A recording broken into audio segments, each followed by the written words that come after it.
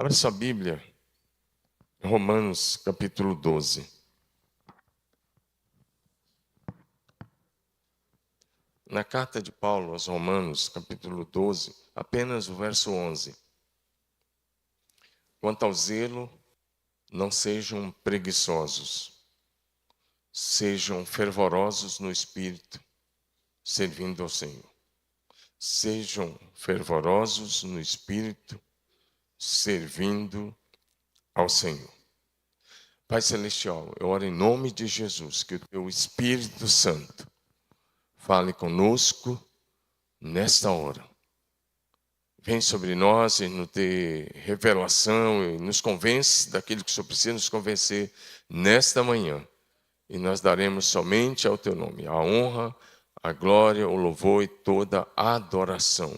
Nós te agradecemos por esta manhã, em nome de Jesus. Vocês podem sentar? Fala assim, seja sempre fervoroso. Se o teu rebanho falar assim domingo, bichão, você está na roça. Então, fala comigo, é bonito. Seja sempre fervoroso. Deixa eu só apresentar um pastor que está comigo em pé, o Rafael. O Rafael é um dos pastores da nossa equipe. Ele pastoreia uma das redes de célula, um dos setores de célula.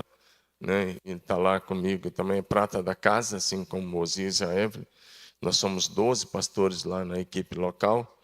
E como eu disse, nós temos aí cerca de 35 igrejas. Nunca foi a nossa intenção ter, assim, ficar plantando igreja no início, mas depois de alguns anos para cá, a gente decidiu formar uma rede de igrejas. Antes a gente plantava, organizava e dava autonomia, mas de um tempo para cá a gente caminha com essas igrejas, né? Diga de novo, seja sempre fervoroso. Vamos lá? Está firme? Então vamos lá. Paulo está escrevendo a igreja de Roma, e você conhece muito bem, e o bom de pegar para pastor é porque ele já conhece tudo e mais um pouco. E por isso eu quero começar fazendo algumas perguntinhas. Primeira pergunta é, como está o seu fervor espiritual hoje? Por que a gente faz uma pergunta como essa? Porque a maioria aqui, ou quase todos, ou todos fizeram um seminário teológico, uma faculdade teológica. E numa faculdade teológica, um seminário teológico, você aprendeu sobre Deus, cristologia, amatologia, sobre o Pai, o Filho, o Espírito Santo, doutrina do homem, doutrina do pecado. Você fez teologia sistemática, e aí você fez hermenêutica, homilética, uma série de matérias como eu fiz lá no período do bacharel. Aí depois, quem sabe, você foi para o mestrado, e depois, quem sabe, você foi para um doutorado, ou outras faculdades. E aí você conhece bastante coisa sobre Deus, mas a questão é, Deus te conhece? Você é conhecido de Jesus? Eu tenho 10 anos de estudos teológicos, então não são 10 dias, 10 anos. Eu fiquei 4 anos pelo bacharel, eu fiquei 3 anos no mestrado e eu fiquei 3 anos no DMI. Aqui em Londrina, doutorado em ministério que tinha aqui na FTCA. Então, tem 10 anos de estudos formais.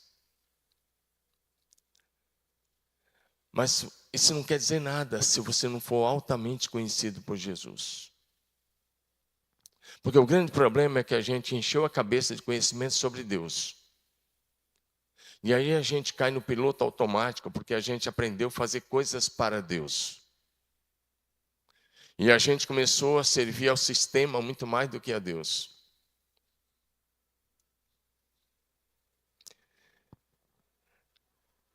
Mas eu quero fazer uma outra pergunta. Você ainda está apaixonado por Jesus? Eu lembro que eu me converti na mesma igreja que você se converteu anos depois, que ele é bem mais novo que eu. Mas era uma igrejinha pequena, igreja batista, uma igreja bem convencional, bem conservadora.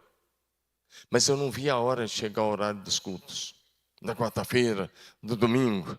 Eu ganhei uma Bíblia logo de uma das missionárias. Em 3 meses eu já tinha decorado mais de 150 versículos. Em menos de um ano eu tinha lido a Bíblia toda, tinha marcado ela toda, eu estava apaixonado.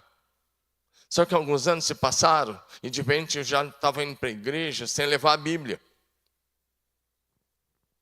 Mas depois eu voltei à normalidade. Mas o problema é quando você se apaixona no início, mas depois vai perdendo aquele fogo, aquela paixão. E isso acontece no ministério. Porque depois de um tempo de prática de ministério, você já sabe como administrar. Você sabe como funciona. Você sabe como programar um bom culto, como fazer boas programações. Você sabe como a máquina funciona. E aí você se torna um executivo de Deus sem Deus. Seu primeiro amor por Jesus está vivo? Você ainda é fervoroso na oração? Você ainda chora na oração? Não pelos pecados, mas pelos perdidos? Seu coração ainda está cheio de compaixão pelas pessoas que precisam de salvação?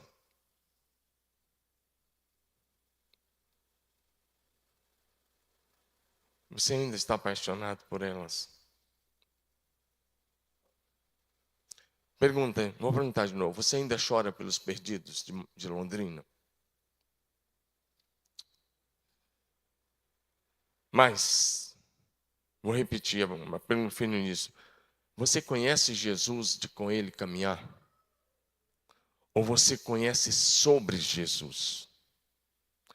Conhecer sobre Jesus, ter a cabeça cheia de luz do conhecimento teológico, é uma coisa. Andar com Jesus é outra coisa. Por exemplo, quando você olha para a vida de Jó, a Bíblia começa dizendo assim: havia na terra de Uza um homem chamado Jó, homem íntegro, reto, temente a Deus, se desviava do mal. Integridade, temor a Deus, vida santa, né? Retidão diante de Deus. Mas depois de todas as provas, lá no capítulo 42, ele fala assim: antes eu te conhecia só de ouvir falar. Agora os meus olhos te veem. Ele está dizendo, apesar da retidão, da justiça, da prática, de tudo que ele tinha, da integridade dele, ele está dizendo, com tudo aquilo, eu te conhecia só de ouvir falar. Agora, eu gosto da versão que diz, agora eu te conheço de contigo caminhar. Só está pregando isso para pastores? Estou pregando isso mesmo. E eu tenho uma última pergunta que eu quero fazer antes da gente entrar para valer. Jesus conhece você? Jesus pode chamá-lo de amigo? Para mim, o texto mais sério para pastores, o texto mais sério, pastor, pastora, é o Evangelho de Mateus capítulo 7. Eu penso que cada pastor teria que tremer um pouco quando lesse Mateus 7, de 21 a 23. Eu sei que você vai falar que, pastor, mas ali está falando num contexto de falsos profetas. Isso mesmo. Mas Mateus 7, de 21 a 23, eu estou mencionando isso baseado no que eu perguntei. Jesus conhece você? Mateus 7, 21 a 23, ele diz, nem todo aquele que me diz Senhor, Senhor, entrará no reino do céu, mas aquele que faz a vontade do meu Pai que está no céu. Muitos me dirão naquele dia, Senhor, Senhor, em teu nome nós profetizamos. Em teu nome nós expulsamos muitos demônios. Em teu nome nós temos muitos milagres. E Jesus disse, eu vou dizer publicamente, afastem-se de mim, vocês praticaram a iniquidade. Mas veja bem, o que a igreja mais valoriza? É expulsar demônios, fluir nos dons e realizar milagres. E você pode fazer tudo isso sem ser salvo. Você pode fazer tudo isso sem nem mesmo ser conhecido de Jesus. Então, a minha palavra hoje não tem a ver com fazer coisas para Jesus. Tem a ver com que você mantenha o fervor espiritual, porque você ama Jesus. É diferente. A minha palavra hoje não tem a ver com resultados. A minha palavra tem a ver com vida que flui da vida de Jesus. Porque expulsar demônios, curar enfermos, profetizar, realizar muitos milagres, você pode fazer tudo isso sem nem mesmo conhecer Jesus. Minha palavra hoje tem a ver chamar você de volta à essência. A minha preocupação, meu Deus, eu falo muito com pastores. Eu faço café para o pastor lá todo mês. Nosso café é muito grande. Tem pastores até da capital. Tem café lá que tem, e são 400 quilômetros até a capital, 400 e pouco, 430, dependendo do lugar que ele mora, em São Paulo, e eles vão no café. Nosso café tem média, se tiver vazio, 200 e pouco, 300, 400 pastores. Então, eles vão lá de tudo que é cidade, inclusive aqui de Cambé, alguns de Londrina, até de Cornélio Procópio, até de Cianorte, às vezes alguns vão, e de outros lugares. Maringá. Eles vão lá para um café. E chega lá, depois do café, café mesmo, come bastante, tem até cuscuz com linguiça. É sério. E depois do café tem workshops, 6, 7 workshops. Depois dos workshops é que tem a palavra. E a gente fica junto até 12:30 normalmente. E depois tem o segundo tempo do café lá. Vão lá, tem a praça de alimentação nossa lá. Eles vão lá na praça. E aí depois eles vão para casa. Então eu sei o que é caminhar com os pastores. Mas o grande desafio hoje é a gente voltar para essa essência.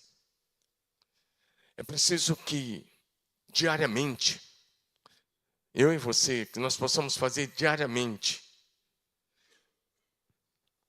uma sondagem no nosso coração e fazer isso sem misericórdia.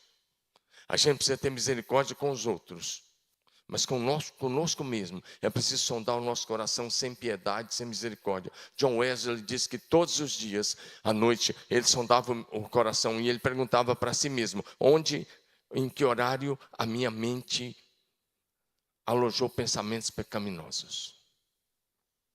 A minha boca, em que horário do dia minha boca falou coisas indevidas? Em que horário eu coloquei meus olhos em algo que não devia?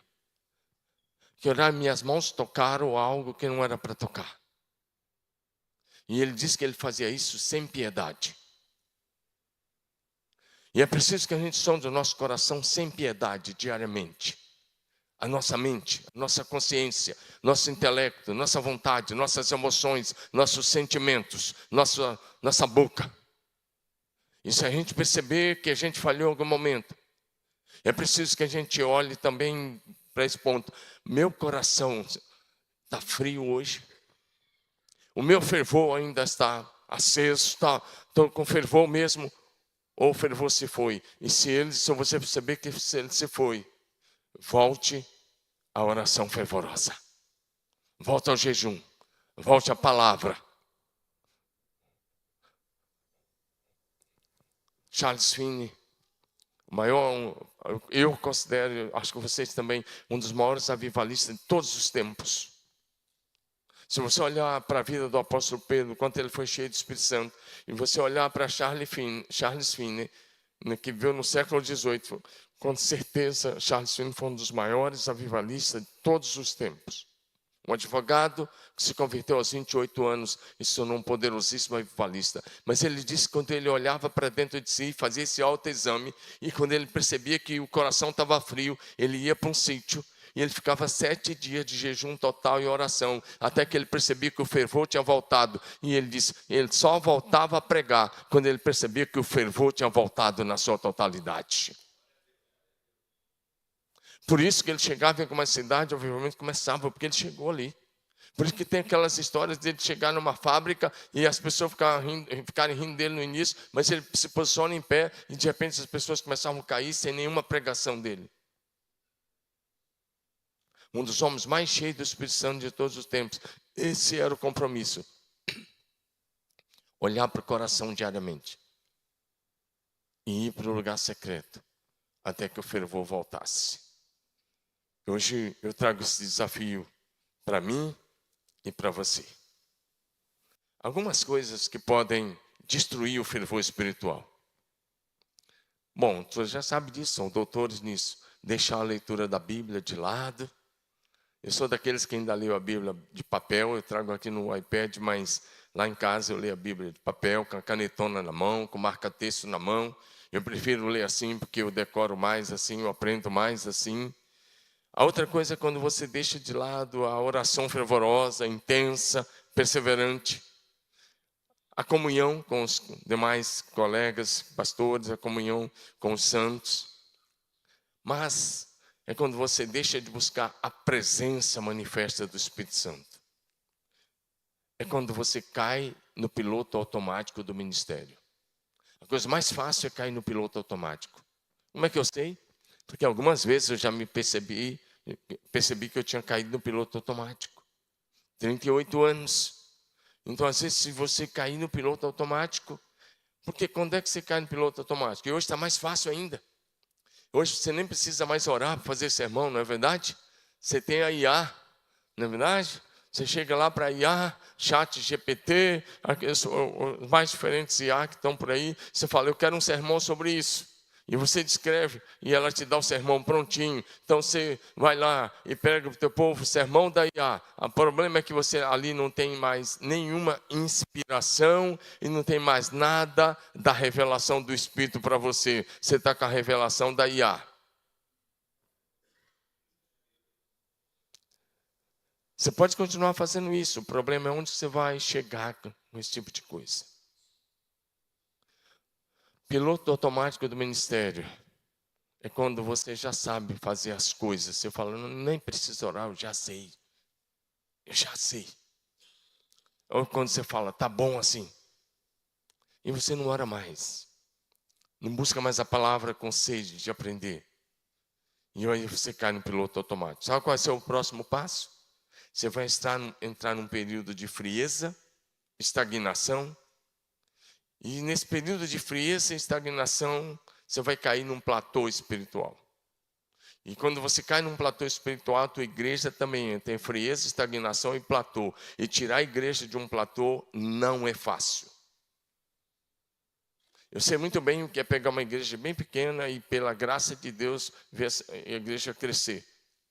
Já fizemos isso não só na sede, mas em muitos lugares. Os preletores hoje que falam comigo na imersão são vários lugares do Brasil. Tudo é gente que chegou em Marília, que é igreja bem pequenininha, e aplicou a visão de célula, de discipulado, de oração, de avivamento. E hoje são grandes igrejas. Todos eles são assim. Todos. Então eu sei o que é pegar uma igreja bem pequena e levar ao crescimento, mas eu sei também o que é passar por um platô. Nós experimentamos um platô pós-pandemia que você nem imagina. Nossa igreja era uma igreja de centro, estavam lá ainda, e nós ficamos de cara já de março a agosto sem nenhum culto, 6 meses sem culto.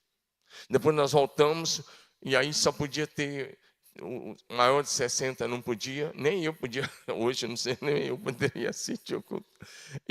Mas na época ainda não tinha, então ia no culto, e só podia ter lá menos da metade das cadeiras que a gente tinha antes. Depois paramos mais 3 meses, janeiro, março, abril e voltamos em maio. Nós ficamos praticamente 1 ano sem culto. E nós levamos um baque que você nem imagina. Foi o maior baque que nós levamos. E nós entramos num platô.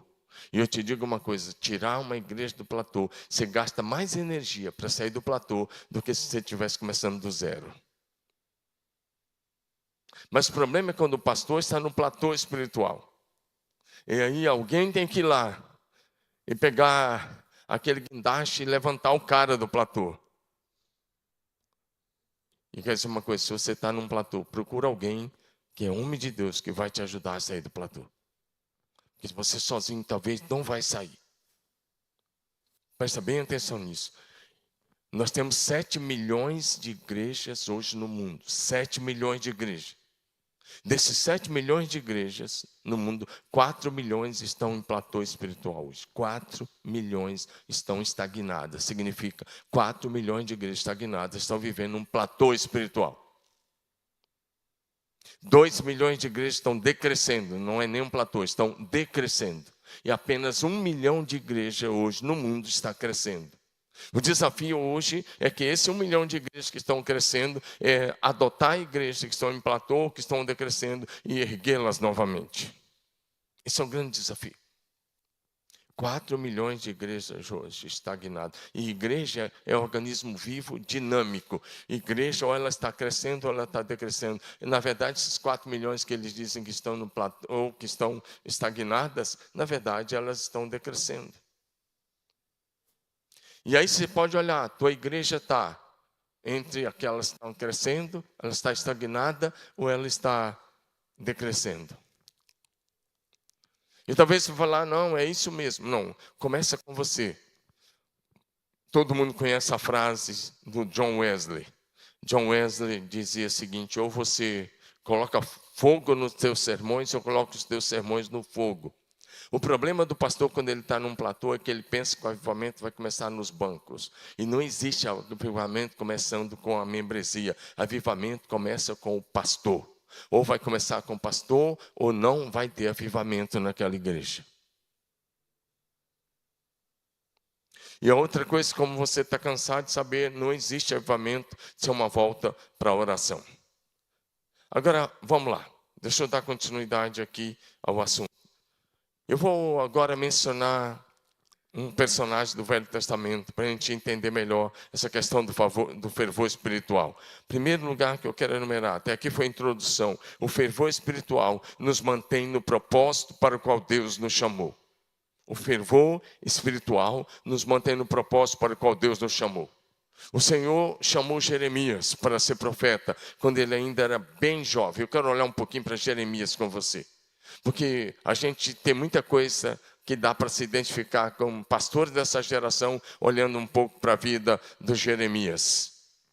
Jeremias, chamado talvez ali no finalzinho da adolescência, e o capítulo 1, o Senhor fala algumas coisas com ele, dizendo: Jeremias, eu quero lhe chamar para ser profeta. E aí ele diz: não dá, porque eu não passo de uma criança. E o Senhor diz: não diga isso, porque aonde eu te mandar tu irás, o que eu te disser tu dirás, eu vou colocar minhas palavras na tua boca. E aí o Senhor diz para ele assim: Jeremias, antes que você existisse, eu te conhecia, eu te conheci. E antes que você fosse gerado, eu já te conheci. Ele diz mais: Jeremias, lá no ventre da tua mãe, eu te consagrei como profeta para as nações. Deus está dizendo para ele: fui eu que dei o espírito que você tem. Eu sou tricotomista, se você não for, misericórdia, mas tudo bem. Eu acredito que o homem é um espírito eterno que tem uma alma eterna e habita num corpo temporário. E Deus está dizendo: fui eu que te dei o espírito eterno que é você. Fui eu que gerei você no ventre da sua mãe. E lá no ventre da sua mãe eu te consagrei como profeta para as nações. Vai! E Jeremias vai, e ele fica apaixonado, ele fica fascinado ali no início. Vai tudo bem nos primeiros anos, mas depois começa a rejeição, e ele começa a pregar, e ninguém se converte. E ele começa a ficar frustrado, e ele começa a viver um período de frustrações. Jeremias pregou 55 anos em Israel. 55 anos. E ele não converteu quase ninguém.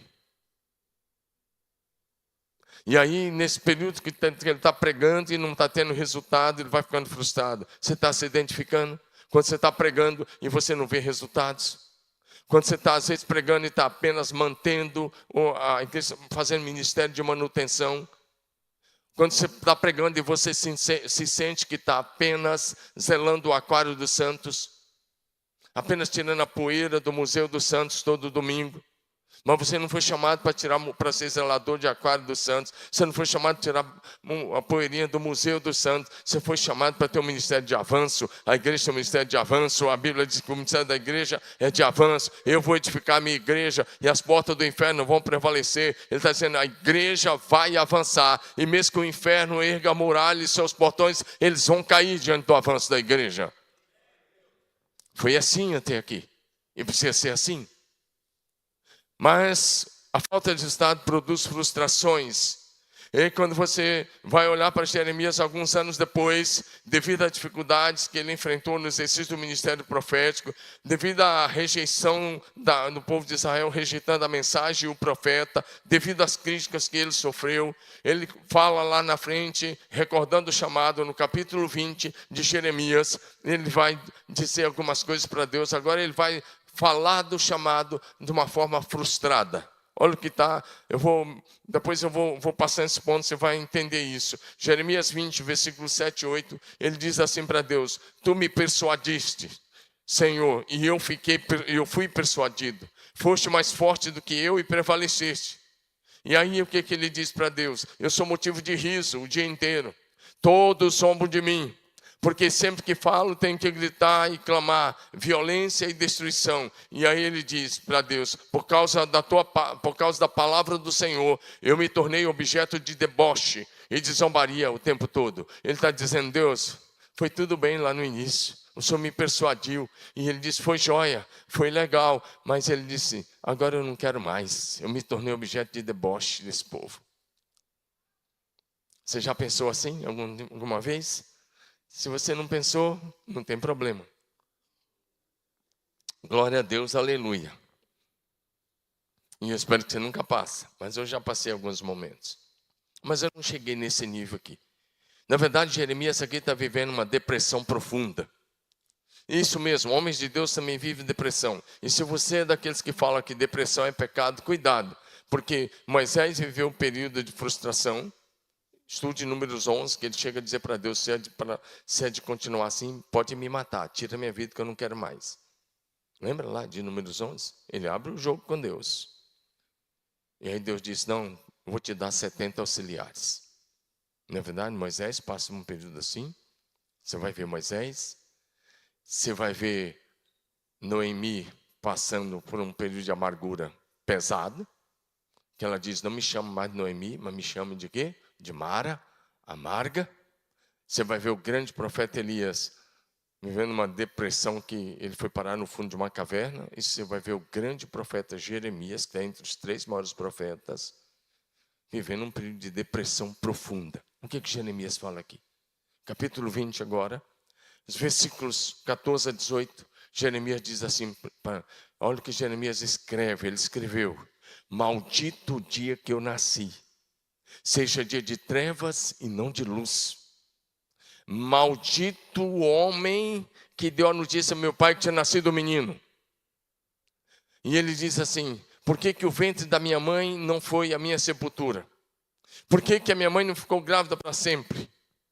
Ele desejou nunca ter nascido. Ele desejou ter morrido no ventre da mãe. Ele desejou que o ventre tivesse que ser a sepultura dele. Ele amaldiçoou o cara que deu notícia para o pai dele que tinha nascido um menino. Ele amaldiçoou o dia que ele tinha nascido. Quando é que você amaldiçoou o dia que você nasceu? É quando você está tão frustrado que você não pensa assim: foi terrível, era melhor eu não ter existido esse dia, era melhor eu não ter nascido. Ele está nesse nível de frustração, nesse nível de depressão. Porque a falta de frutos levou Jeremias a isso. A rejeição levou Jeremias a isso. Já vai ficar boa a mensagem, só estou querendo que você entenda que nesse período Jeremias perdeu o fervor. E mais, Jeremias não queria mais nem se lembrar de Deus.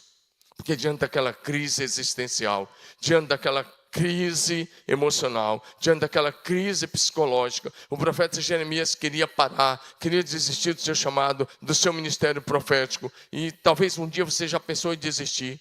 E olha para mim, seja sincero, alguns de vocês aqui não desistiram porque não sabem mais fazer outra coisa. Não desistiu porque agora você não sabe mais fazer outra coisa. Você não tem outra profissão lá fora. Você olha e não vê saída. Senão você já estava fazendo outra coisa porque você se frustrou no pastoreio.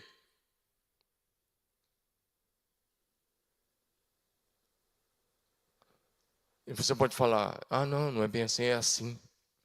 A gente só precisa ser sincero e dizer: Deus, eu não parei porque eu não sei fazer outra coisa. Você faz os cálculos e fala: lá fora, talvez eu vou ter que arrumar um emprego, vou ganhar 3 vezes menos. Então vou me manter aqui. Mas olha para mim, a mensagem vai ficar boa, não vai ficar tão tensa assim.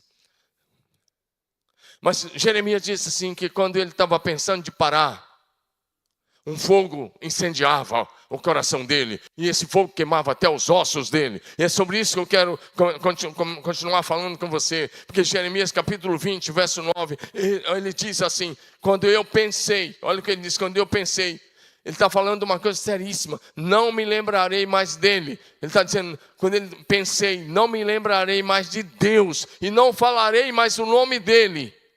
Está aí, está literal, estou lendo na NA.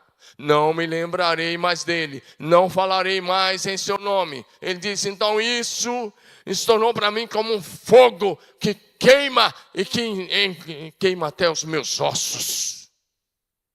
Eu sei bem o que é isso, porque nesses 38 anos, em vários momentos, não foram muitos, mas não vou dizer, em alguns momentos eu pensei de parar.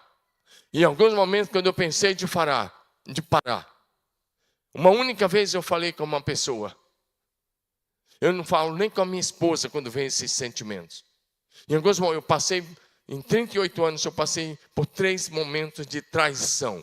Pessoas que eu levantei, pessoas que eu cuidei, pessoas que me chamavam de pai, e alguns deles me traíram muito pesado. E nesses momentos de traição, em alguns momentos eu pensei, vou parar.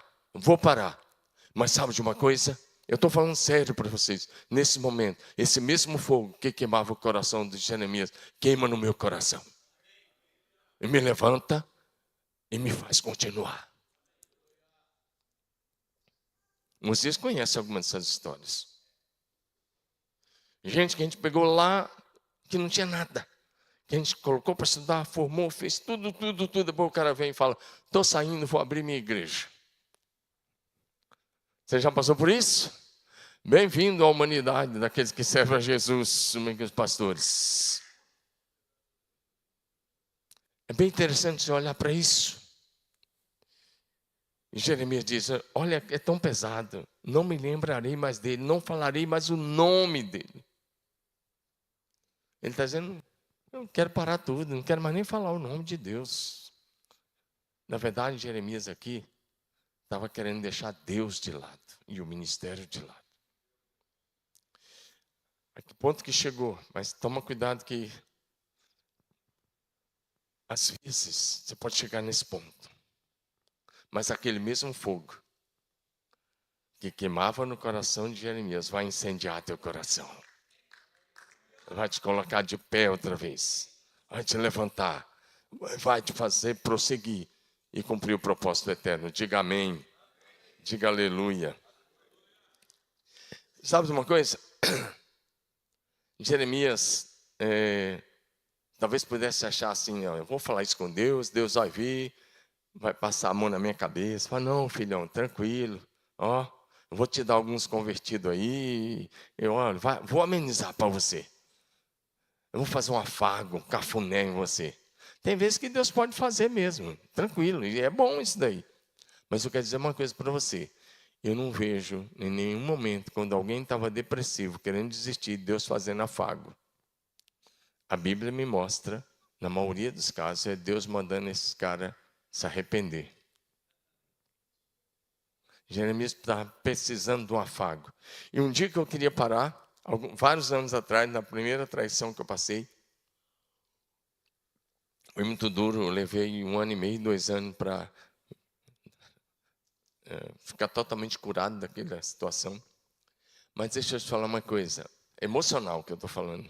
Mas eu liguei para o meu discipulador, no meio da situação. Eu tenho um discipulador, pastor Dilon Vergara, Curitiba, Igreja Batista Shalom, meu discipulador desde 2009. E eu liguei para ele, pastor, meu horário de discipulado com ele era toda terça, 14 horas. E eu pensei assim, vou ligar para o meu discipulador, ele vai dar uma palavra, ele é todo cheio de amor, ele parece o apóstolo João, filhinhos, amai-vos uns aos outros. E eu pensei, ele vai dar uma palavra dessa. Eu falei assim, ele sempre foi amoroso comigo, e é muito amoroso até hoje, né? Estamos sempre conversando. E aí eu liguei para ele, né? E eu estava todo mimimi, cheio de mimimi, né? Eu nunca fui um cara de mimimi, eu sou casca grossa. Fui criado lá na roça, na fazenda, lá no norte de Goiás, hoje Tocantins. Mas Naquele dia eu estava meio de mimimi. E aí eu liguei para ele. Pastor, tá, começamos a conversar. E aí, tá bem? Eu falei, hoje não está bem não. E aí? Eu falei, eu quero parar. Eu pensei assim. Ele falou, o quê? Repete. Eu falei, eu quero parar, não quero mais. Isso tem uns 10 anos. Ele virou uma giraia do outro lado. Eu nunca tinha visto. Ele virou quase que eu expulso tudo da minha frente. E era chamado WhatsApp com vídeo. Ele falou assim: você não vai parar. Porque o ministério que você tem não é teu, é de Deus. Ele te confiou, você vai cumprir até o fim. A mensagem que você carrega não é sua, é de Deus. Ele te deu, então você vai transmitir até o fim. Quase que eu falei: sai em nome de Jesus. Eu precisando de um afago, ele virou uma giraia do outro lado. Só que ele não parou aí. Ele disse: nós somos como o monte de Sião, que não se abala, mas permanece firme para sempre. Os que confiam no Senhor, Salmo 125:1, são como o monte de Sião, que não se abala, mas permanece firme para sempre. Você vai pregar e vai continuar. Cara, depois orou e falou: vai. E era terça-feira. E eu não queria nem pregar mais. Eu fui para o Tadel e preguei, foi poderoso. Sabe por quê? Por isso que eu disse, às vezes você precisa de alguém, não que faz um afago naquele momento, mas que te impulsiona para o propósito. Amém ou não amém? Foi o que o meu discipulador fez comigo. Jeremias estava assim: ai, maldito o dia que eu nasci, maldito o ventre da minha mãe, maldito, maldito, maldito. E o Senhor chegou para ele e falou: se arrependa, o que você fez foi pecado. E Deus disse para ele: se você voltar, você vai ser o meu mensageiro. Se você se arrepender, você vai ser a minha boca. Em outras palavras, o Senhor está dizendo: se você voltar ao fervor, você vai ser a minha voz para essa geração. Bom, lê comigo, pastorzão. Se você trouxe a sua Bíblia aí, ou que se estiver no seu aparelho aí, vai comigo para Jeremias 15, de 16 a 20. Porque Jeremias 15, e aí eu já vou te enumerar algumas coisas e a gente passa a régua daqui um pouco. Jeremias 15, na verdade, para mim, é algo que aconteceu depois de Jeremias 20. Aqui, os fatos não estão narrados em ordem cronológica, você sabe disso.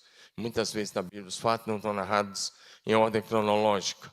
Mas Jeremias 15, 16 em diante, Jeremias aqui não estava mais nem crendo em Deus. E eu não estou errado em dizer isso. Ele não estava nem crendo.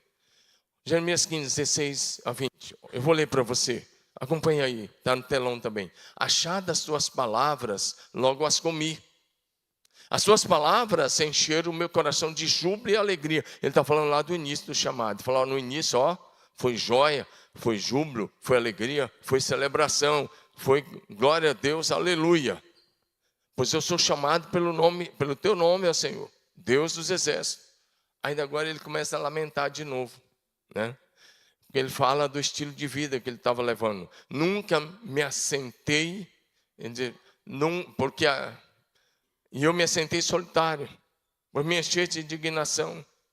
Oprimido eu fiquei pela tua mão. E ele vai falando, porque a minha dor não passa, a minha ferida dói e não admite cura. Agora que eu falei, olha aqui se eu estou criando alguma coisa. Agora ele diz para Deus, sabe o que ele está dizendo para Deus agora? Quando ele diz assim: o Senhor está sendo para mim como um ribeiro ilusório, como águas que enganam. Quantos já assistiram o filme aqui? Olha para mim. Que o cara está lá no meio do deserto, morrendo de sede, e ele tem uma visão e ele acha que é água. Miragem. Jeremias está dizendo para Deus exatamente isso. Ele está dizendo: sabe de uma coisa? O Senhor para mim não funciona, tua palavra não funciona, e o Senhor está sendo para mim como um ribeiro ilusório. O Senhor está sendo para mim como uma miragem. Você já chegou nesse ponto de dizer: por que a minha oração não está sendo respondida? Por que eu não estou vendo milagres? Por que eu não estou vivendo crescimento? Por que eu não estou vendo sobrenatural? E aí, se você não tiver graça, você pensa: por que funcionou com os outros e não está funcionando comigo? Por que eu leio uma coisa na Bíblia e na minha prática não está acontecendo? Jeremias está nisso. Vou repetir o texto. Serias tu para mim como um ribeiro ilusório? Como águas que enganam? Sabe aquela coisa do filme que o cara está indo e ele tem uma miragem E ele cai como se fosse cair dentro daquela água azul que ele viu, e ele está com a boca na areia. Jeremias está dizendo isso. E aí Deus não aguentou. Ele foi longe demais com essa palavra. Quando ele diz, o Senhor é uma ilusão. A fé é uma ilusão. A fé pode até funcionar para os outros, mas para mim não está funcionando. Quando ele disse isso, o Senhor chama ele ao arrependimento. O Senhor não fez afago. Portanto, assim diz o Senhor: se você se arrepender, eu o farei voltar, e você estará diante de mim. E se você separar o precioso daquilo que não presta, na RA, separar o precioso daquilo que é vil, mas aqui na NA, que é uma boa versão também, diz, se você separar o que é precioso daquilo que não presta, você será a minha boca. Deus disse, arrependa-se, volte, separe o precioso daquilo que não presta. E ele disse, você será a minha boca. Eles se voltarão para você, mas você não passará para o lado deles. Eu farei de você um forte muro de bronze diante desse povo. Eles lutarão contra você, mas não conseguirão derrotá-lo, porque eu estou com você para salvá-lo e livrá-lo deles, diz o Senhor. Meu irmão, se você está vivendo uma frustração, primeira coisa, Deus chama você ao arrependimento. Porque se isso está acontecendo, em algum momento você falhou, não foi Deus que falhou, Ele nunca falha, Ele jamais falha, mas talvez em algum momento você se desviou alguns milímetros, e isso te levou para uma estagnação, e o Senhor hoje te chama de volta, dizendo, arrependa-se e você vai ser a minha boca, você vai ser a minha voz, você vai ser o meu embaixador, o meu profeta para esse tempo. Diga amém. Graças a Deus, Jeremias voltou. Por isso ele tornou um dos maiores profetas do Velho Testamento. O que nos mantém em pé, amado, é o fogo do Espírito Santo. É a paixão por Jesus. É a compaixão pelos perdidos. É a visão de avanço da igreja do Senhor Jesus. O fervor espiritual vai te levar a ser cada vez mais íntimo de Jesus. E o fogo do Espírito Santo vai te levar a terminar bem. Eu vejo alguns, eu não malho Jeremias. Eu falei tudo isso para dizer que eu me identifico com ele. E eu me identifiquei com ele em vários momentos da minha vida. Eu vi vários, no decorrer dos anos, eu vi vários teólogos e vários pastores chamarem Jeremias de o profeta chorão. E para mim, Jeremias nunca foi o profeta chorão. Na minha avaliação, Jeremias foi o profeta que mais se identificou com as dores humanas dos seus dias. O profeta que mais se identificou com aquilo que estava para acontecer com a sua nação, porque ele tinha a visão de que a Babilônia ia vir, ele sabia da destruição que havia, então ele chorava pelo seu povo, porque ele não queria ver o seu povo destruído, ele tinha compaixão. Jeremias, Jesus e Paulo são muito parecidos com isso aí, claro que Jesus supera tudo, mas Jeremias, Jesus e Paulo vão na mesma linha. Olha o que está em Jeremias 4,19. Olha o que Jeremias diz. Ah, meu coração, eu me contorço em dores, ó, as paredes do meu coração se agita, não posso calar-me, porque ele está dizendo, a minha alma ouviu o som da trombeta e o alarido da guerra, e ele está dizendo, ai meu coração, Jeremias está dizendo, eu me contorço de dores, eu me contorço em dores por causa do meu povo. E quando você vai olhar para Jesus lá no Novo Testamento, tanto em Lucas quanto em Mateus, você vai ver Jesus chorando várias vezes. Há um engano, que é alguém que pensa que Jesus chorou só diante do túmulo de Lázaro. Quando você olha Jesus chegando perto de Jerusalém, e ele começa a chorar, e ele diz assim, Jerusalém, Jerusalém. Ele fala isso chorando. Quem dera que ao menos nesse dia, você reconhecesse aquele a quem a tua paz pertence. Quem dera que ao menos hoje você reconhecesse aquele. E aí ele disse, essa casa vai ficar deserta. Sabe o que ele disse? Porque vocês não reconheceram o tempo da visitação do Senhor. São palavras de Jesus. Depois Mateus registra Jesus chorando sobre Jerusalém e dizendo, Jerusalém, Jerusalém, quantas vezes eu quis ajuntá-los como a galinha junta os pintinhos debaixo das suas asas e vocês não quiseram. Diante do túmulo de Lázaro, você conhece bem, João 11, Jesus chorou. Mas como é que era a vida de oração de Jesus? Vamos só esse texto agora, nesse ponto. Jesus, como é que Jesus orava, pastorzão? Eu não sei quem foi o infeliz. Projeção, coloca para a gente Hebreus 5:7. Não sei quem foi o infeliz que em algum lugar da vida começou a ensinar ao povo que algumas orações tinha que fazer só na mente, para o diabo não ouvir. Tem algumas orações que tem que fazer isso na mente, para o diabo não ouvir. Quem foi esse infeliz que ensinou isso? Porque a Bíblia não diz isso. A Bíblia não mostra isso. Isso é religiosidade. Ou o diabo pode agora interferir e impedir Deus de te responder. Olha o que está em Hebreus 5:7. Eu vou pedir a projeção aí que me coloque na NVI, por gentileza. NVI, por gentileza. Não quero essa versão aí, se for possível aí. Isso, está na NVI, isso. Pastores, vamos ler rapidamente esse texto na NVI.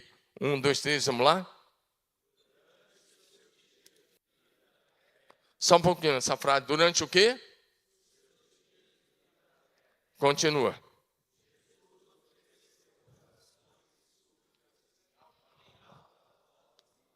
Só até aí. Depois a gente lê o restante. Durante os seus dias de vida na terra, Jesus ofereceu sempre a Deus orações e súplicas em alta voz e com lágrima. Pega bem atenção nessa redação. Durante os seus dias de vida na terra. Por que eu estou destacando durante os seus dias de vida na terra? Porque está cheio de teólogos dizendo que Jesus, que esse texto estava apontando apenas para o Getsemane. O texto não está falando do Getsemane. O texto está dizendo durante os seus dias de vida na terra. Isso significa os 33 anos de Jesus. Durante o dia de vida na terra, são os 33 anos de Jesus aqui como verbo encarnado. E o texto está dizendo que durante os seus dias de vida na terra, Jesus ofereceu sempre a Deus o Pai orações e súplicas em alta voz e com lágrimas. Não disse que ele ficou lá apenas balbuciando. Não estou dizendo que tem sempre que ser assim, mas a oração fervorosa é assim. Em alta voz e com lágrimas. Ele chorou no Getsemane? Possivelmente, não sei. Jesus não chorou por ele, porque ele nunca pecou. Ele chorou por mim e por você. Ele chorou pela humanidade perdida. Por isso que no início da mensagem eu comecei perguntando: você ainda chora pelos perdidos? Ele chorou por causa do meu pecado e do seu pecado. Durante os seus dias de vida na terra. Não é o Getsemane. No Getsemane ele suou gotas de sangue. No Getsemane ele se ajoelhou. Mas está cheio de pastor que não se ajoelha mais. Você fica muito mais tempo nesse negócio aqui, ó. E aqui mesmo, você já olhou quantas vezes desde que esse culto começou? Nós somos muito mais dependentes disso aqui do que do Espírito Santo. O meu celular todo final de semana me dá um relatório. Você ficou tantas horas por dia nessa semana. O duro é que, se você for bastante honesto, você vai ver que ficou mais tempo no celular do que com a Bíblia. Mais tempo no celular do que com a oração. Depois não tem por que você falar, por que a igreja não cresce? Porque você está com muito mais no celular do que com Jesus. Ah, não separei dele. Não separou não, é que você está dando mais tempo para aquilo que Jesus falou, que o Senhor falou para Jeremias separar. O que Deus falou para Jeremias? Se você separar o precioso do vil, você será a minha boca. Separe as coisas vis. E esse negócio aqui está te deixando azedo na política, está te deixando azedo uma série de coisas. Até seu time de futebol está te deixando azedo, porque nem sempre vai ganhar. Não é verdade? Aí você fica lá, o Corinthians, o Atlético, o Coxa, não sei o quê, o Palmeiras. Cara, eu já fui flamenguista dos bons, cara. Verdade, eu era flamenguista, acredite se quiser. Porque lá na minha região, Ou o cara era flamenguista, ou vascaíno, ou fluminense, ou Botafogo. Só passava o Campeonato Carioca. A gente cresceu só lá no norte de Goiás. E até hoje, né, assim, a maioria. Agora tem, né, os outros canais fechados que passam. Mas naquela época era só Globo e Bandeirante. Ou você assistia, ou o Campeonato Carioca não assistia nada. Aí você tinha que escolher um. E eu acabei sendo flamenguista. Só que depois que eu mudei para Marília, há mais de 20 anos atrás, há mais de 20 anos, bem mais, eu deixei de torcer para todos, para o Flamengo e para qualquer time. E declare, ainda jogo bola. É sério. Nós temos um grupo lá, que eu estou lá com eles. Eu sou o dono do campo, da camisa, do futebol. É nada. O dono do campo é meu amigo. O doutor Francisco, você sabe lá.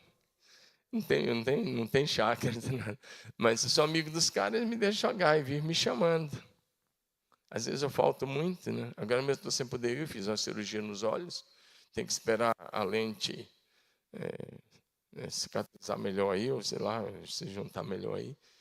Porque se bater uma bola na cabeça aqui, ela pode sair do lugar. E aí estou com 1 mês e pouco que fiz. Tem que esperar um pouquinho, mas logo, logo volto, estou lá de novo. Mas é uma experiência minha. Você pode continuar com o seu time. É verdade que a gente tem que expulsar alguns demônios do São Jorge, outros santos aí que estão no escudo do seu time aí. Mas no meu caso, eu estava assistindo Flamengo e um time lá da Argentina, reta final da Libertadores, reta final, mês de outubro ali, e o Flamengo ganhando, acho que estava ganhando de 2-0 ou 2-1, acho que era 2-0, aquele timão que era bom lá atrás. E eu estou lá, minha esposa dormindo, já quase 11 da noite, meus filhos dormindo, tudo pequeno. E aí, de repente, o Espírito Santo, bem forte.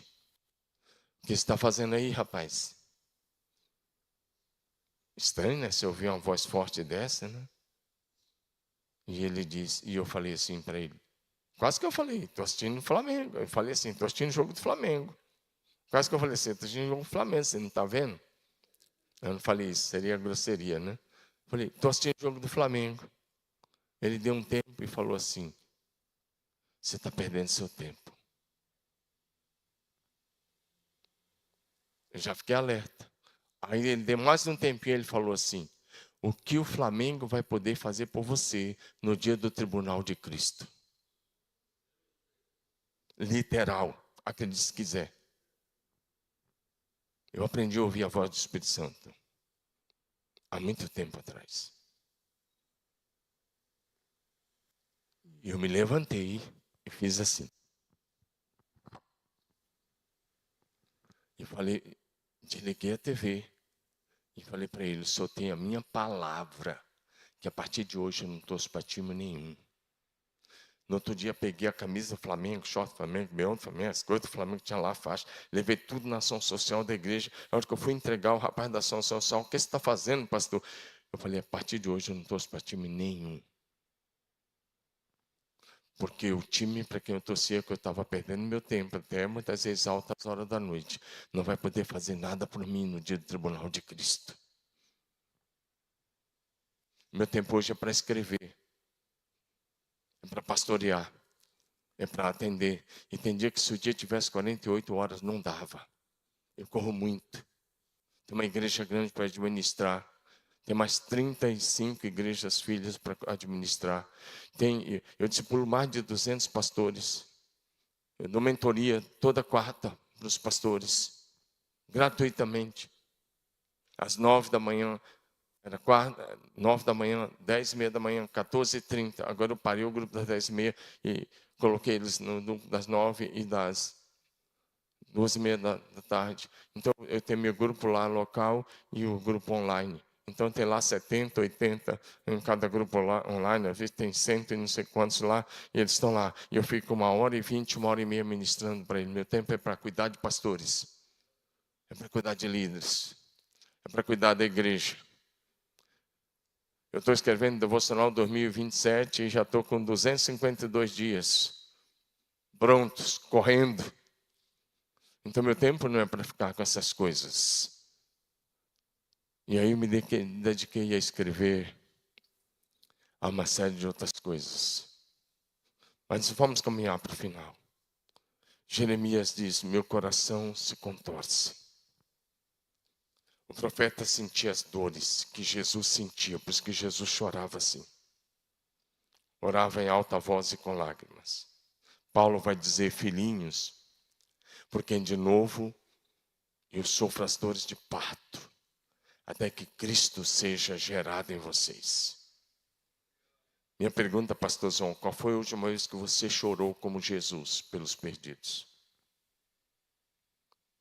Evan Roberts, um jovem que dos 13 aos 26 anos buscava avivamento. E nos anos que antecediam o avivamento, ele orava todos os dias assim: curva-me, dobra-me, dobra-me. Até que o avivamento veio. Você conhece a história do avivamento do país de Gales. E eu pergunto de novo: você ainda tem compaixão para aqueles que precisam de salvação? Minha oração é que o seu coração volte a ser incendiado. Minha oração é que você tenha compaixão daqueles que estão caminhando para o inferno. Eu tenho um grande amigo, um dos pastores mais santos que eu conheço no Brasil. Um dos mais santos. Se eu tiver que enumerar 3 pastores mais santos do Brasil, esse meu amigo entra como um dos 3. Que eu vou mencionar ele agora. Ele é pastor lá em Minas. E ele era um pastor batista, ainda é. Era um pastor batista. E ele é um cara muito culto. Ele é engenheiro da Vale. Ele dirigiu uma área internacional da Vale. Bom salário, bom emprego, fluente em inglês. E no pastorado. Mas a igreja dele nunca passou de 300 pessoas naquele período. O máximo era até 300, diminuía. Mas um dia, um cunhado dele, na verdade são ele e esse cunhado, são 2 irmãs, a esposa desse pastor, a esposa desse outro. Esse cunhado dele, os mais, o que já tem um pouquinho, a maioria aí, já é gente assim, tem mais passado que futuro aqui na Terra. Eu já estou com muito mais passado que futuro aqui na Terra. Você acha que eu ainda vou viver 60 anos na Terra? Com nada. Então vamos parar com essas ilusões, né? Mas o cunhado dele tinha ido numa conferência lá no Canadá. E o cunhado dele jogou num time muito bom lá de Minas, o Atlético Mineiro. Foi goleiro do Atlético por muitos anos, né? O cunhado dele era mais avivado, foi nessa conferência com a esposa, foi muito tocado lá. Era um avivamento que durou pouco tempo lá no Canadá, mas startou grandes homens de Deus. Mulheres de Deus como Heidi Baker e outros. E aí, esse ex-goleiro volta do Canadá e compra as passagens para esse meu amigo, para ele ir na mesma conferência, pagou o hotel, deu tudo para ele, chegou para ele e falou: está aqui as passagens, está aqui o hotel, está tudo reservado, a conferência é da tal, você vai. E ele ficou na luta, falou: vou nada, o que eu vou fazer lá são tudo pentecostais, o que eu vou fazer lá? Não vou. Quando chegou perto, ele disse: eu não vou frustrar, já me deram mesmo de presente, insistido tanto, eu vou lá nessa conferência. E ele foi. A conferência rodou a semana toda. Quando chega no sábado, 11 horas da manhã, a conferência ia acabar meio-dia, ele está lá numa luta incrível, e o Espírito Santo está falando com ele: e aí, você vai voltar para o Brasil do mesmo jeito que você veio? É mais uma conferência? Se fosse aqui, é mais um café de pastores? É mais uma conferência que você foi? E aí, vai continuar na mesma rotina, a mesmice? Como é que você quer ter resultado diferente, fazer as mesmas coisas de sempre? E ele está lá nessa luta. E de repente ele fala para Deus: não, eu não quero voltar do jeito que eu vim, eu quero ter uma vida diferente. Quando ele fala isso, ele se levanta e tinha uma senhorinha, ele disse, cabelo branco, canadense, que nunca tinha visto ele. Aponta o dedo para ele e fala toda a vida dele: você veio até aqui, sua vida é isso. E aí, você vai voltar para o Brasil do mesmo jeito? Você vai voltar para a sua mesma rotina? É isso mesmo ou você quer algo diferente? Ele olhou para ela, ele fala bem inglês. Ele disse: não, eu não quero mais voltar para a mesma rotina. Eu quero uma vida diferente. Ela bateu a mão no peito dele assim, com a força de uma senhorinha aposentada, e disse assim: receba o Espírito Santo. Só foi isso. E ele caiu. Ele caiu. E quando ele caiu, era 11h30 da manhã, nessa hora, ele me disse. E ele ficou no chão até as 1h30 da manhã. Ele ficou mais de 12 horas, umas 14 horas no chão. E lá nesse avivamento ninguém ligava. A Raide, quando caiu lá, ficou uma semana caída lá. É verdade, as pessoas faziam a limpeza dela lá no chão e ela continuava lá. Hoje ela dirige um dos maiores ministérios com crianças lá em Moçambique, né? O Arco-Íris, né? Agora, com órfãos. Agora presta atenção numa coisa, ele ficou lá. E esse meu amigo disse o seguinte: ele estava no chão, mas ele estava consciente, ele só não conseguia levantar. E ele disse que ele começou a ter uma visão da vida dele dentro de um labirinto. E cada vez que ele tentava sair, ele não conseguia sair. Ele ia e ele tentava, mas as portas do labirinto estavam fechadas. Então ele começou a confessar os pecados ministeriais. Detalhe, não tinha adultério, não tinha prostituição, não tinha corrupção, não tinha nada disso. Mas sabe aqueles pecados da tradição, muitas vezes da rejeição dos dons, da manifestação do Espírito, a religiosidade. E ele começa a confessar. E ele disse, eu estou falando isso porque ele falou no púlpito da nossa igreja, pregando lá em Marília. E ele disse que enquanto ele ia confessando, à medida que ele ia confessando, as portas dos labirintos iam se abrindo. E chega um momento que ele terminou de confessar, ele sai do labirinto. E quando ele saiu do labirinto, ele viu o inferno. E ele foi até perto do abismo. E quando ele chega de frente para o abismo, ele viu homens, ele viu mulheres, ele viu adolescentes, executivos, pessoas de toda a sua vinda. E as pessoas vinham na direção dele, mas caíram no abismo do inferno. E ele viu o inferno literal. E ele viu os perdidos no inferno. E quando ele está tendo uma visão real do inferno, ele ouve o Espírito Santo falando bem forte com ele: o inferno é real. Parece óbvio, né? Ele disse, o Espírito Santo falou: o inferno é real. Bem forte, com voz de homem. E ele disse: eu sei. E ele ouve de volta: você sabe, mas você não se importa. E ele começa a chorar e pedir perdão a Deus, porque ele sabia aqueles anos todos que o inferno é real, mas ele não chorava pelos perdidos que estavam no inferno. E eu quero dizer a você, todos vocês aqui, um dia lá atrás, quando você pregava o evangelho raiz, você ainda falou que o inferno era real. Hoje não se prega mais sobre o inferno, na maioria dos púlpitos, nem sobre cruz, nem sobre arrependimento, nem sobre segunda vinda de Jesus. Isso desapareceu dos púlpitos da igreja brasileira. Mas você um dia já pregou que o inferno é real. Um dia você já creu que o inferno é real. O problema é que você também não se importa. Essa é a razão da frieza. A frieza faz você não se importar com o que estão indo para lá. E ele começa a chorar e dizer: Deus, me perdoa. E ele vai pedindo perdão por isso também. E quando ele sai dali, ele disse, ele pega um táxi, 2 horas da manhã, volta para o hotel, volta para o Brasil no dia seguinte. E ele começou a orar e Deus deu a visão das células. Aquela igrejinha que na época o máximo que ela tinha atingido era 300 membros. Hoje essa igreja tem muito mais de 20 mil membros, em 10 pontos diferentes ou 12 de Belo Horizonte. A sede tem milhares de membros. E eu estou falando do pastor Paulo Mazzoni. Eu dei o nome para você agora, pode conferir o que eu falei, item por item, vírgula por vírgula. Hoje ele tem um dos ministérios mais bem sucedidos. Hoje ele treina pastores.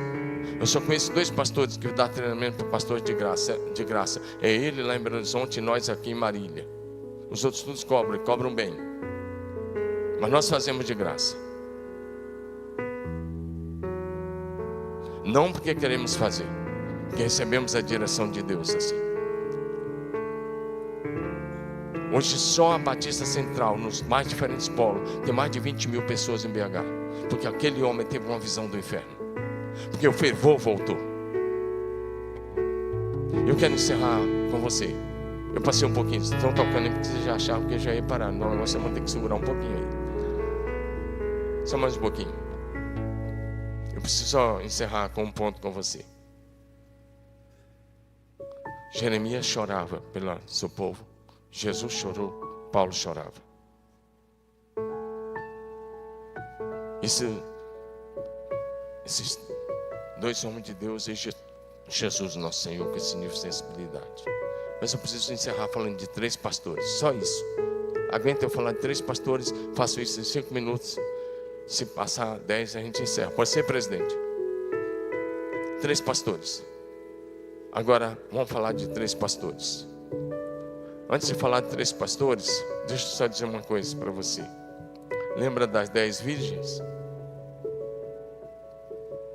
5 prudentes e 5 insensatas?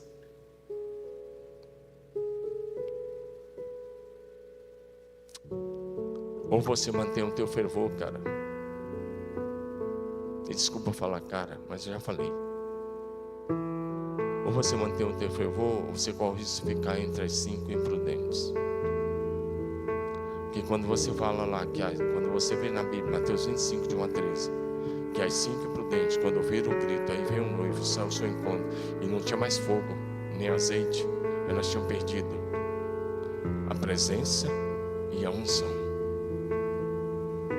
O fogo e a presença do Espírito. As línguas de fogo sobre a cabeça e a unção.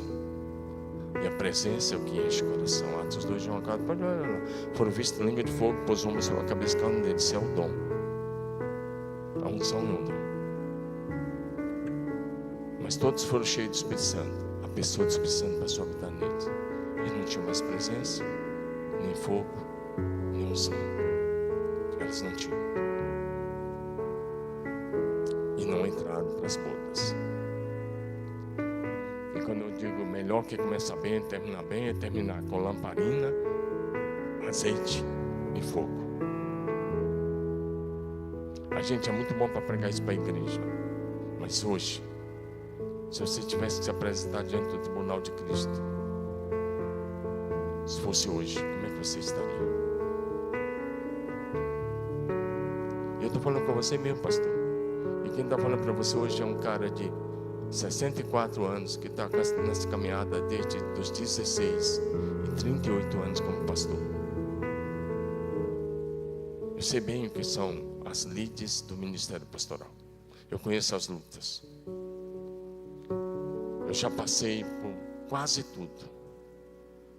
Eu sou um cara que conheço milhares de pastores do Brasil e das nações.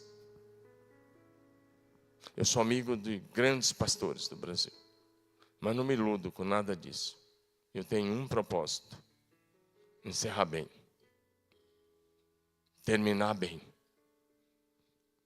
E quando eu estou falando sobre fervor, porque o fervor vai te fazer terminar bem. Vamos olhar para 3 pastores. Só 3 pastores. Olha para mim. 3, fala comigo. 3 pastores. Primeiro vamos olhar para o pastorzão da igreja de Éfeso. Apocalipse 2, de 1 a 7. Eu não vou ler, só mencionar. Éfeso teve o maior avivamento do Novo Testamento. Você vai falar, foi Jerusalém. Jerusalém começou com um grande avivamento, mas não serve como estudo de casa. Você sabe que teve a diáspora. Primeiro a perseguição dos dias de Saulo, depois a diáspora. E a igreja desapareceu em Jerusalém. Então não serve como estudo de casa de avivamento duradouro. Mas Éfeso, Paulo chega lá. Com a sua equipe. E aí ele ganha aqueles 12 discípulos. Aqueles 12 homens que conheceram só o batismo de João Batista. E os caras são batizados com o Espírito Santo. E começa a igreja. E vem um avivamento tão grande. Que os estudiosos dizem que dezenas e dezenas de milhares de pessoas de Éfeso se converteram. Éfeso tinha uns 300 mil habitantes. Tem estudiosos que chegam a dizer que talvez metade da cidade se converteu. Eu não chegaria a tanto. Mas talvez 30, 40, 50 mil convertidos em Éfeso. Como é que a gente sabe disso? Os livros, Atos 19, que foram queimados em praça pública, somou 50 mil denários. Cada denário pagava o dia de serviço de um trabalhador da época. Então, o que se queimou lá foi equivalente a 50 mil dias de serviço de um trabalhador da época. Queimado em praça pública. Então, os caras estavam convertidos. Queimaram o livro de magia. Numa época que não tinha imprensa. Que era escrito à mão, com a tinta e a pena.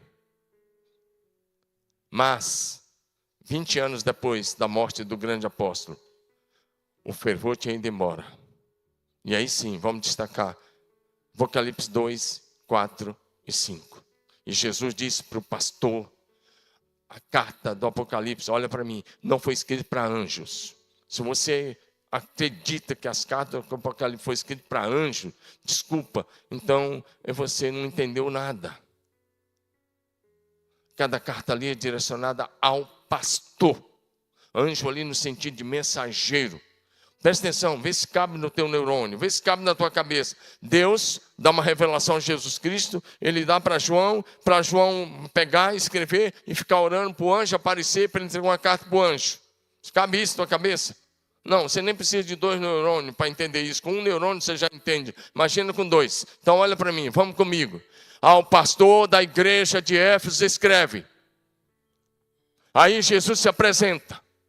E aí quando chega, ele elogia o zelo doutrinário que ele tinha. Parece bem nós, os batistas, presbiterianos, metodistas, outros caras que têm uma doutrina sadia aí, assembleia, sei lá. Mas ele elogia o zelo, ele elogia o conhecimento teológico, ele elogia a firmeza, ele elogia a perseverança. Mas ele diz, tenho porém contra ti, pastorzão, que você abandonou o seu primeiro amor.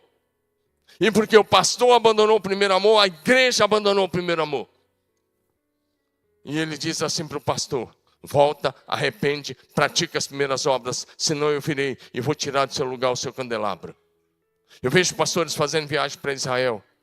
Esse ano mesmo já vi pastor dizendo, eu vou levar minha caravana para conhecer as 7 igrejas da Ásia. E eu pergunto, que igrejas?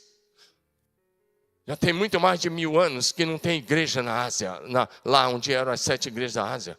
Isso pertence à Turquia hoje. Lá você vai até Istambul e vai em direção ali a Izmir, Éfeso, onde eram todas essas igrejas em direção à Grécia. Quase na divisa você vai encontrar a cidade dessas igrejas. Não tem uma igreja lá já há mais de 1000 anos. Há bem mais. Desde que o Islã entrou na sequência, as igrejas apareceram. E sabe como é que as igrejas apareceram? O Islã começou a cobrar taxas altas de impostos para os cristãos. Essa é a história lá da Turquia. Então, se você era muçulmano, você não pagava os impostos. E se você era cristão, você começou a pagar 50% de imposto, depois 60%. Mas o Islã vinha com o discurso, se vocês pararem de praticar a fé cristã, vocês param de pagar os impostos. E eles deixaram a fé para não pagar imposto. E as igrejas apareceram. Mas primeiramente eles apareceram por causa de uma coisa, abandonaram o primeiro amor. Segundo, pararam de ouvir o Espírito Santo. Todo pastor, fala baixinho, tá? Todo pastor e toda igreja que para de ouvir o Espírito Santo morre.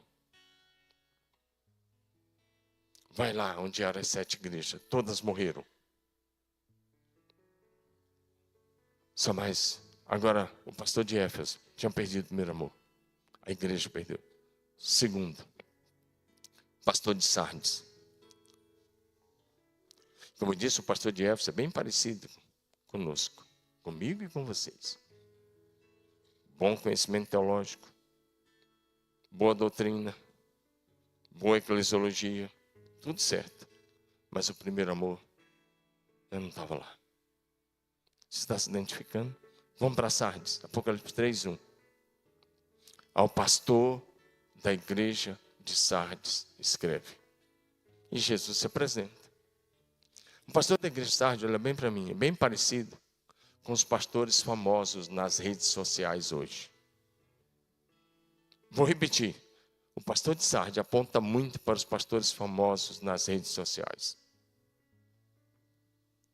Aponta muito para os pastores celebridade hoje. Aponta muito para os músicos famosos nas redes sociais hoje. Porque o texto, Jesus se apresenta e diz assim: conheço você, rapaz. O rapaz é para minha conta aqui. Conheço você. Aí Jesus diz assim: você tem fama de que está vivo, mas está morto. Está literal na sua Bíblia. Conheço você. Você tem fama de estar vivo, mas está morto. O pastor de Éfeso esfriou o primeiro amor, perdeu o fervor. O pastor de Sardes estava morto. E pastores mortos geram morte. Pastores mortos matam a igreja. A morte da igreja na Europa começou nas faculdades teológicas, quando os professores das faculdades teológicas adotaram o que vinha da chamada Revolução Francesa. Os princípios da Revolução Francesa, que vão ser a base depois do comunismo, do marxismo, do ateísmo, foram adotados pelos professores. Eles passaram para os alunos, e os alunos foram para os púlpitos matar as igrejas. E isso, guardado a devida proporção, aconteceu no Brasil. Se você é um pastor que se preza, não mande mais seu jovem para as faculdades teológicas. Faça online e mantenha ele no discipulado com você. Isso mesmo que eu faço lá. Eu formo lá. Porque às vezes você manda os caras para alguns lugares, eles voltam bem piores do que eles foram. Com a cabeça cheia de luz e o coração incrédulo. E você tem que pregar para converter os caras de novo. Você tem fama que está vivo, mas está morto. Você pode ter milhões de seguidores na internet e você pode estar morto. E aí ele diz assim: a maioria da igreja já morreu, tem uns poucos aí que não contaminaram suas vestes. Vê se você consolida eles. Terceiro pastor, e a gente passa a régua. O pastor de Laodiceia, que também parece muito com a realidade de muitos pastores hoje no Brasil e no mundo. O pastor de Laodiceia. O Senhor Jesus se apresenta, Apocalipse 3, de 14 a 21. O Senhor se apresenta e diz: eu conheço você, conheço suas obras, eu te conheço. O pastorzão lá, ele fazia uma autoleitura bem distante da realidade. Sabe o que o pastorzão de Laodiceia dizia? E está lá na primeira pessoa do singular: estou rico e abastado. Não preciso de nada, não preciso de coisa alguma. Estou rico e abastado, não preciso de nada. A igreja nunca foi tão rica. Os pastores nunca ganharam tão bem. Tem coisas acontecendo no meio evangélico brasileiro, você cairia duro se você soubesse de uma série de coisas que acontecem nesse meio chamado evangélico hoje. Sério. Absurdas. Mas presta atenção. E aí, ele estava dizendo que estava rico, a igreja se achava rica, e abastada, não precisava de nada. Eu sei que você conhece, porque historicamente a cidade, e você começa a escrever, então aquelas coisas que nós já sabemos. A questão não era a cidade em si.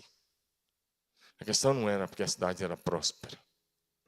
A questão não era da questão que fala até do colírio. Tudo isso tem uma base histórica. Agora olha para mim. A questão é a realidade da igreja.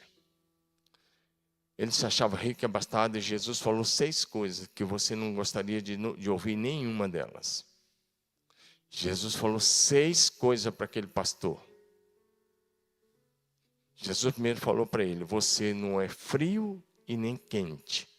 Você é morno e por isso eu estou a ponto de vomitá-lo da minha boca. Você não é frio e nem é quente.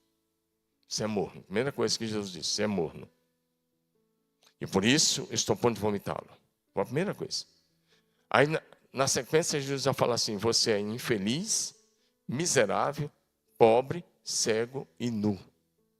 Olha o que Jesus diz: morno, infeliz, miserável, pobre e cego e nu. Aí é que Jesus fala: eu aconselho que você compre de mim roupa fina, alva, para que não se vejam a vergonha da tua nudez.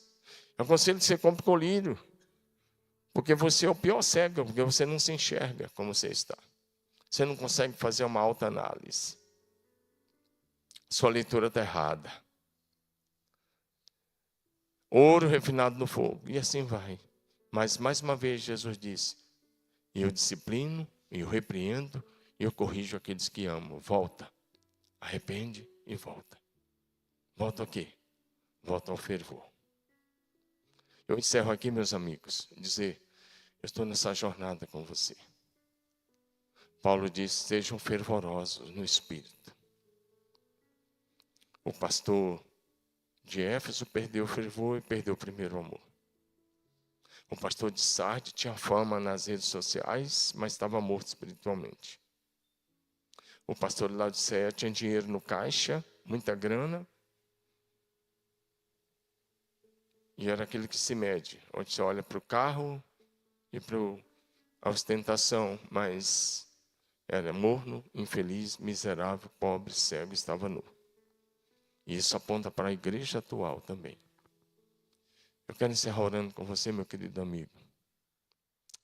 Eu não gostaria que Jesus dissesse nenhuma dessas 6 coisas, nem para mim e nem para você. Mas a grande verdade é que Jesus olha e faz uma leitura, às vezes, bem diferente daquela que nós fazemos. A tomografia de Jesus, a ressonância magnética de Jesus, com os olhos como chama de fogo, é bem diferente da autoanálise que nós fazemos. E eu quero te chamar hoje de volta ao fervor. John Wesley, perguntaram para ele: por que o povo vem? Ele disse: eu me deixo incendiar, e o povo vem para me ver queimar no altar.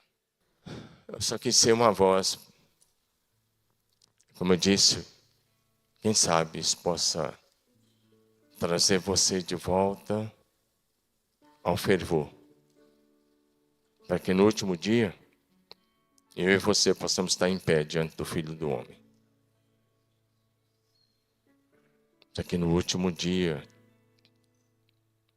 a gente possa ouvir o bem-vindo do Senhor Jesus. Aquele bem-vindo, servo bom e fiel. Sobre o pouco você foi fiel, sobre o muito eu te colocarei. Eu quero com você olhar para esse dia e dizer: eu espero estar lá e você também. E eu espero ouvir Jesus falando bem-vindo com você. Pela tua fidelidade, pelo teu fervor. Então eu quero orar com você, meu querido. Eu não vim aqui te dar uma palavra de motivação. Não. Mas eu vim te encorajar a terminar bem.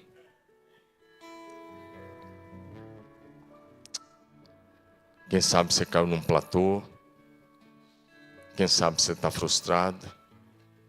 Quem sabe você até está chateado com Deus, como Jeremias.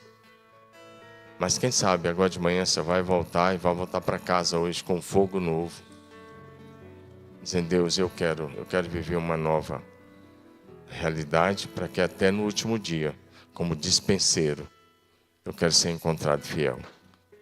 Se você quer que a gente ore junto, eu quero te encorajar a dar um passo e vir aqui, a gente juntos orar aqui pertinho um dos outros aqui. Pai, obrigado por esses homens, essas mulheres. Obrigado pela tão grande e eterna salvação que os alcançou. Obrigado pela vocação que o Espírito Santo colocou no coração de cada um deles. Obrigado pela visão celestial que o Senhor deu a eles. Obrigado porque eles têm procurado serem obedientes à visão do Senhor. Obrigado porque eles disseram sim. Obrigado pelo sim que eles deram ao Senhor. Mas eu oro nesta manhã, Pai, que um fogo novo, uma chama nova, um poder novo, uma unção fresca do Teu Espírito, da Tua parte, venha sobre eles outra vez. Incendeia, Senhor, a mente, o coração, a consciência. Faça os homens em chamas para o Senhor nesse tempo. Senhor, que aquele poderoso batismo que veio sobre Jesus lá no Rio Jordão venha sobre cada um outra vez. Que o renovo do Senhor venha sobre cada um outra vez. Que o poder do teu Espírito os encha outra vez. Senhor, eu oro que o fervor possa voltar outra vez. Eu oro que o Senhor lhes dê um tempo de céus abertos, de milagres sobrenaturais, extraordinários, e um tempo de avanço, de crescimento, de milagres nos seus ministérios, nas suas casas.